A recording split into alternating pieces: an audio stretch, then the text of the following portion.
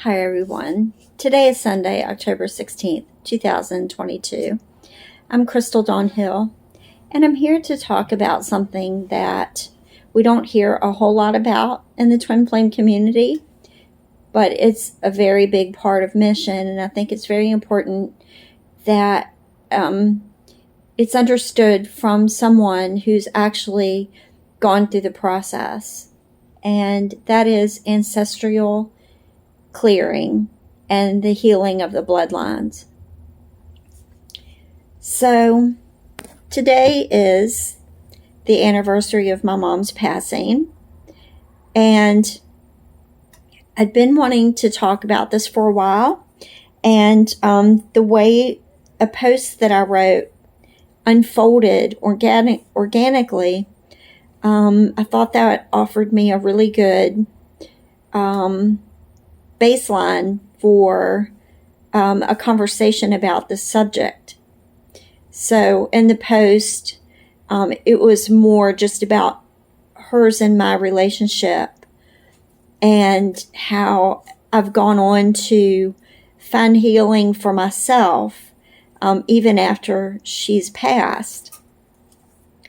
But as I was writing the post, I knew that I wanted to do a video and talk about it in more depth from a broader perspective than just a single relationship, but rather how this process takes place generally. So I'm going to go all the way back to the beginning of my relationship with her, and then fast forward through that dynamic to the point where I started to find healing in all my relationships. So when I was 12, I had my first spiritual initiation onto the mystical journey and subsequently the twin flame journey. So during that initial introduction into the spirit realm, I had a visitation from beings from the spiritual side, and I was given information, images, like pictures unfolding in my mind, like on a screen, like on a movie screen, or a video of how things would unfold in my life, both personally and in the collective and in general. So at the time that happened, I was 12, and I didn't think it was real. I just thought it was, something that was going on in my mind for whatever reason, for my personal understanding, but I didn't realize it was actual information that I would need later in my life. So my next spiritual initiation was kind of counterintuitive. It was in my early 20s when I actually rejected the journey and opted for a more secular or conventional lifestyle. But by age 30, I was pulled back onto the path and had my first conscious spiritual awakening. That was when I learned about twins, and that's when I learned that everything that I had experienced my whole life was real and not just my imagination or because there was anything wrong with me. It was actually beings from the spiritual realm communicating with me the whole time. And my first awakening in my early 30s was to show me that all that was real. So it was during that time that I first encountered my divine masculine in the dream state. And I wanted so desperately for that person in my dream to be real. and I would go on 20 more years of my life before I would actually meet him. So, when I've had my first twin flame initiation in 2014, that was when I reconnected with my catalyst twin and kind of got a preview of the Kundalini awakening and the chakra healing and all of that, the activation. So I went through the dark night. I went through the tower, or the breakdown of my conventional life, and I started on my mystical path full force. And it was from that time in 2014 up until I met my divine masculine in 2018 is when I did all of my learning, all of my research. And I had actually done research on twin flames for the whole 20 years since my first awakening. But in 2014, when I thought I was connected with my real twin, that's when I really just threw my whole self into it 100% and kind of, soaked up all the information that I could. That's when I also joined the twin flame community, and I learned as much, if not more, from other twins than I did from any research or studying or book knowledge that I had come across. So the whole time I really thought that he was my twin. And then in 2018, when I met my divine masculine, I had a rude awakening. And everything that I thought I knew about the twin flame journey was completely wiped clean. And I started afresh with all new information that was downloaded to me through his and my connection and directly from the divine. So around that same time, I had moved to where I live currently. And during that time, I went through the healing of my dark, like the recovery period after coming out of my dark night. And I went through a lot of healing. I did a lot of meditating, and all the while simultaneously I was going through the bubble love with my divine masculine. So what this video today is about is primarily the ancestral healing. So from this point forward in my discussion, that's what I'm going to focus on and address. So I received a lot of downloads about the ancestral healing. And what I understood was that, and I knew this from the time I had started my first initiation at age 12. I knew that I was here on this earth and also in my family to be the one to maybe not single-handedly, but primarily be the one to clear the ancestral bloodlines. Now, at the time, I thought it was only for my immediate family and maybe my closest cousins. What I didn't understand, and it would have been impossible for me to process or digest at the time, was that it was for my whole entire ancestry on both my maternal and paternal sides. So it went one layer at a time, but consciously it only started to unfold after I met my divine masculine. So when I first moved here and I was doing a lot of meditating and healing and everything, I was shown this one particular branch of my extended family. And it started out with many people from that branch passing away and having illness. And I was shown very distinctly, intuitively, that I was meant to do energy work to assist the healing in that branch of the family. Now, before I go any further about that, I want to make one thing very clear. I do understand that everything that we do is essentially for our own healing and integration and ascension.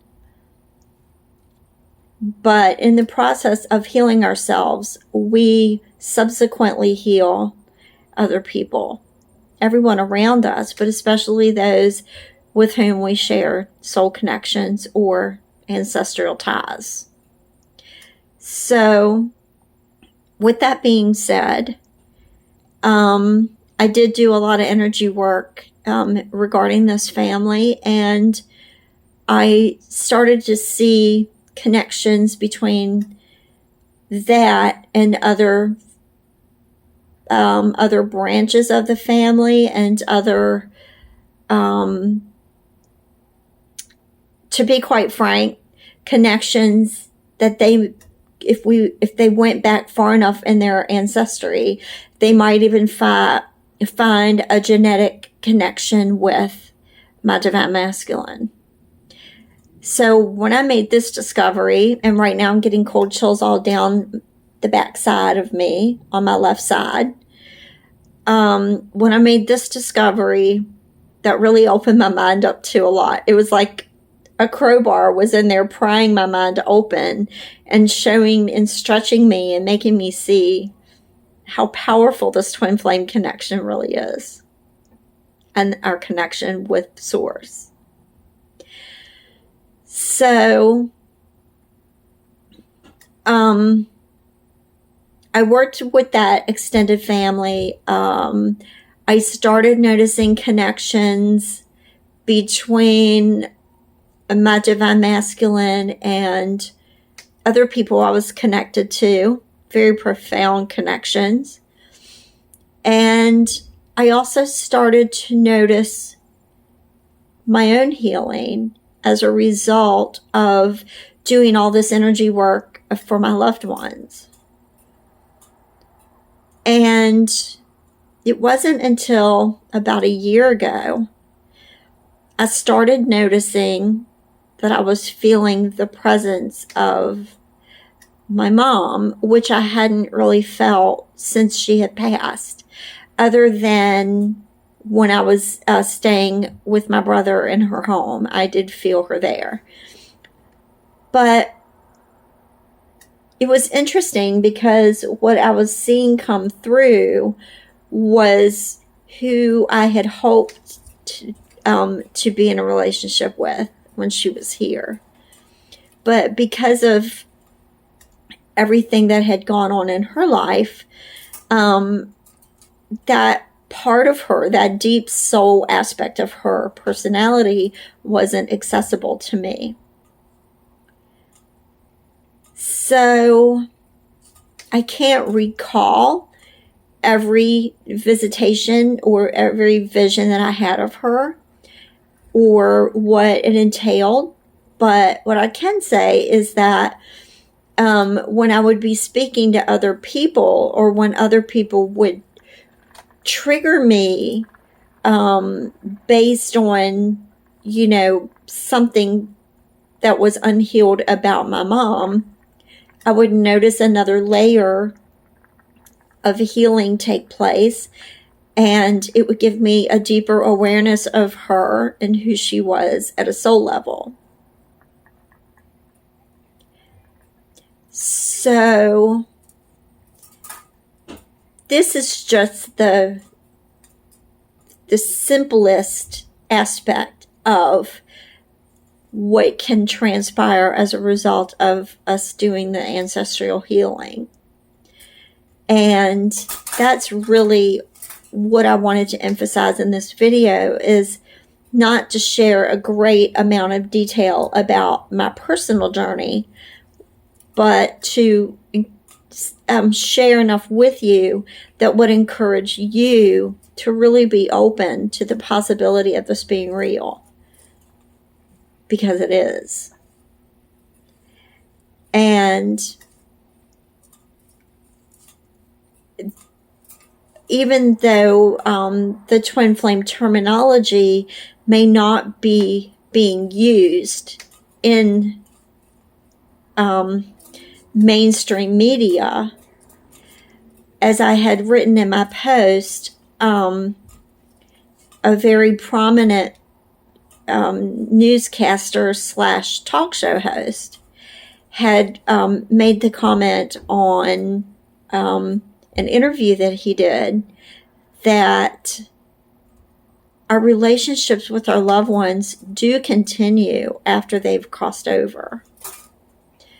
And that really is what inspired me and encouraged me to talk about this openly, because until I had heard him say that, it was really very intimate and very personal for me.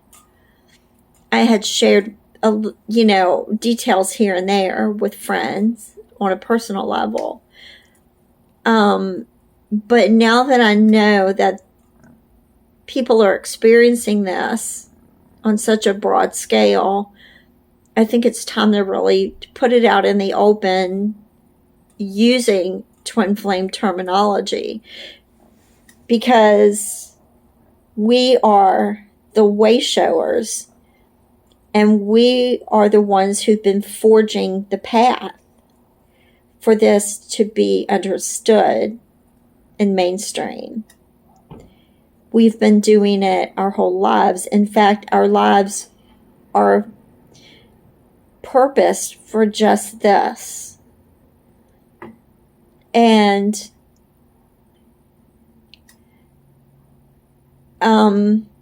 I always have this saying, everything boils down to your twin. Everything boils down to your twin. And if you're not a twin flame, and if you're not on the twin flame journey, you're not going to get it, period. I don't care how much information someone gives you. I don't care how much time they spend trying to explain it to you. I don't care how many questions you ask. I don't care how open-minded you are. If you are not a twin flame and you're not on the twin flame journey, you're not going to understand what we experience as being twin flames. And for those of you who are twin flames and who are on the twin flame journey, whether you've met your divine partner or not, this is going to resonate with you as something that you've experienced yourself. Whether you are the youngest in your family, or like me, I'm the youngest of all of my maternal grandparents' grandchildren.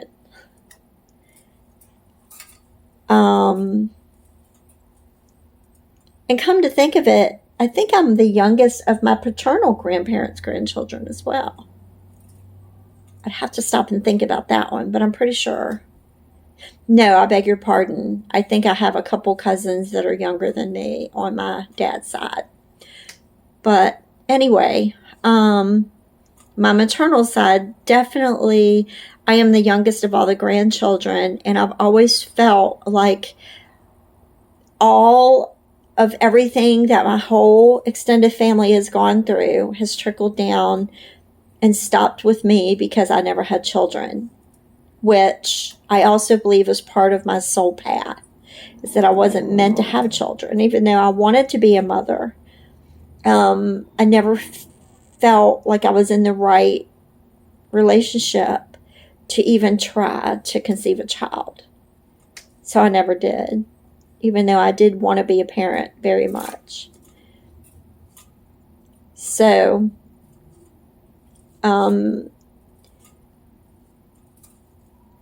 I feel like that I have carried that burden fairly well. And when the time came and I understood everything about it, then I was ready to actually do the work that I came here to do.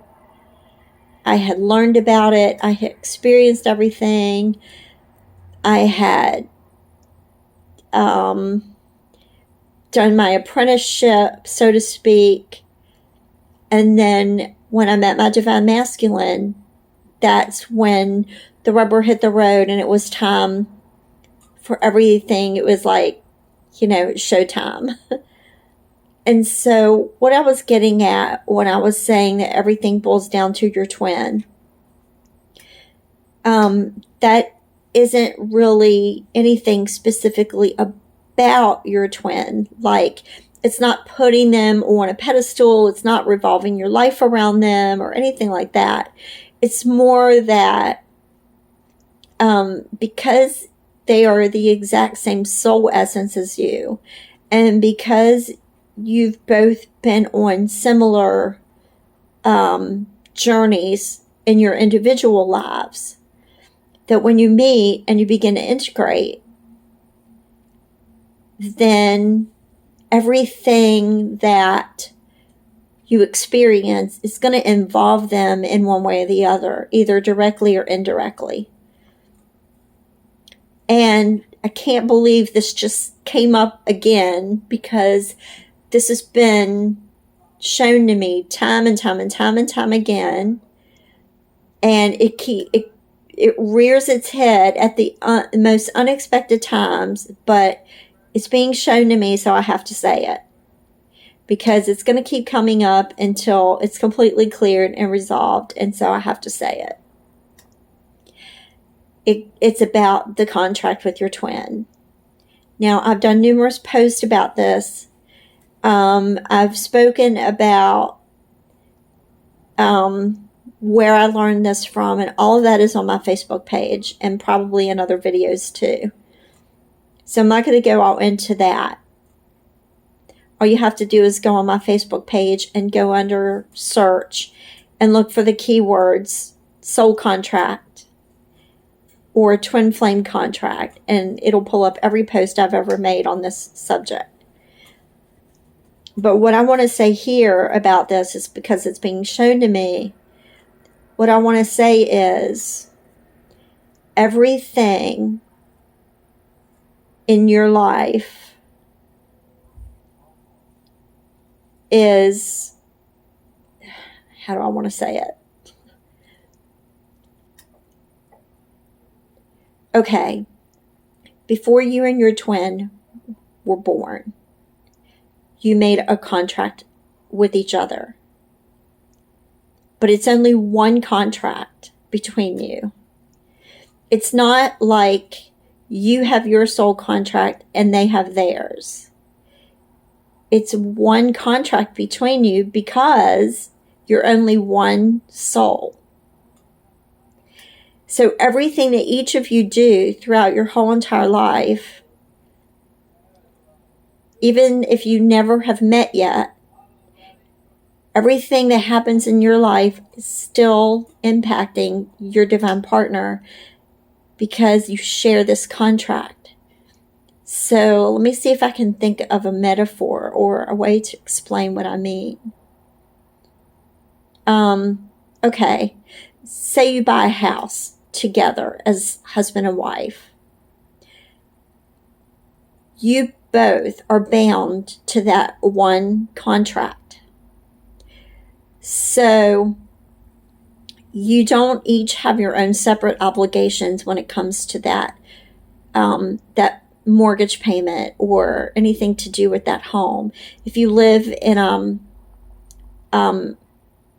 housing development where there are rules that you have to follow, you both are bound to that one contract. It's not like if you break a rule or if you don't make your mortgage payment, that doesn't have anything to do with your twin, or excuse me, it doesn't have anything to do with your spouse or whoever you have that mortgage with. It affects both of you. So that's the difference between a twin flame contract and any other soul contract that anyone could have.